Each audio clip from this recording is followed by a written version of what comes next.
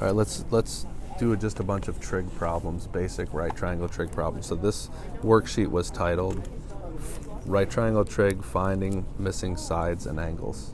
So the main thing to remember in right triangle trig is Sohcahtoa. Sohcahtoa means sine is the opposite over hypotenuse. That's so. Ka, the cosine is the adjacent over hypotenuse. That's ka. And toa is the tangent is the opposite over the adjacent. Sohcahtoa, you hear that from a lot of people. So we're going to use our calculator to do a lot of this stuff. So this first problem here, I'm trying to find what theta is. That's like x. Theta is like a Greek letter, and they use that for angles when they don't know the angle. So what do I have here? Well, notice that I have the hypotenuse. The hypotenuse is 13, and I have the adjacent. The adjacent, because this is my angle right here, so this is adjacent to that angle. And so which of the basic trig functions relates an adjacent with the hypotenuse? It's the cosine. So the cosine of whatever theta is equal to the adjacent over the hypotenuse. Okay, now to solve this equation, you're going to have to use your calculator or a table, but usually you use a calculator. And so to solve for cosine, I do the cosine inverse. So theta equals the cosine inverse, that's a function in your calculator, of 12 over 13. And make sure you know if your calculator is in degrees or radians. Hopefully it's in degrees, probably. And so your answer is approximately, and the answer is approximately 22.6 degrees. Okay, so there's theta. Theta is 22.6 degrees. Okay, here's problem number 2. Now in this case, they gave us an angle, but we don't know one of the sides, and they want us to solve that side. Well, it's the same process, but we have a different variable. So what is this side right here? Since it's across from 90, it's the hypotenuse, right? And this one, since it's next to it, is the adjacent. So again, I'm going to use the cosine. But this time, I have the cosine of 37 degrees equals 11, which is the adjacent, over x, which is my hypotenuse. And now I solve for x.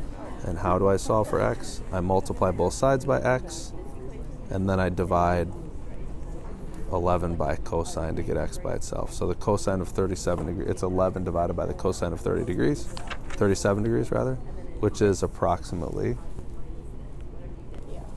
13.8 units, whatever the units are.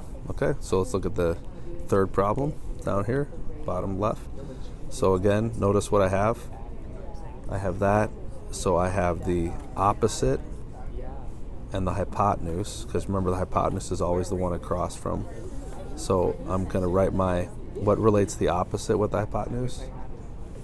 The sine. So the sine of that angle, 40 degrees, equals the opposite over the hypotenuse. And how do I solve this equation? I just multiply 18 over to the other side. That's actually easier to do. So I'll just multiply 18 here. And when I do that, I get x equals 13.8 approximately, which is interesting that it was a similar answer. But that's just coincidence because the numbers are different. And so this last one is a little bit of a different problem. And this, go check out my video on 30, 60, 90 triangles. But basically, if you recognize, oh wait, this is a 30, 60, 90 triangle, then there's always a relationship between the sides. The biggest side, which is what they gave me, is twice the smallest side, which is across from 30. So this has to be 8. And the in-between sides, or the medium-sized side, is the square root of 3 times the smallest side. So you can actually do that really easily without even your calculator if you recognize that. Or you could use your calculator, you just don't have to. All right, last one, let's try one more problem. This time it says solve the triangle. That means find all of the sides and angles. Well, it's easy to find this angle here, because what do these two angles have to add up to? all three of them have to add up to 180, and since one of them is 90, these two have to add up to 90, so that angle right there has to be 28 degrees, right? 90 minus 62, so that's 28 degrees. And now just find the other sides. We'll call this x and we'll call this y by using whatever you want, sine, cosine, tan, whatever you have. So let's call this, we'll use 62. So the opposite over the hypotenuse. So the sine of 62 is the opposite of 62, which is 22.6 over the hypotenuse, which in my case is x. Do the solving like we did before, multiply the x by both sides, divide both sides by sine of 62 degrees. And when you do that, you will get approximately 25.6 units. I'm rounding that, so I'm using the approximation symbol.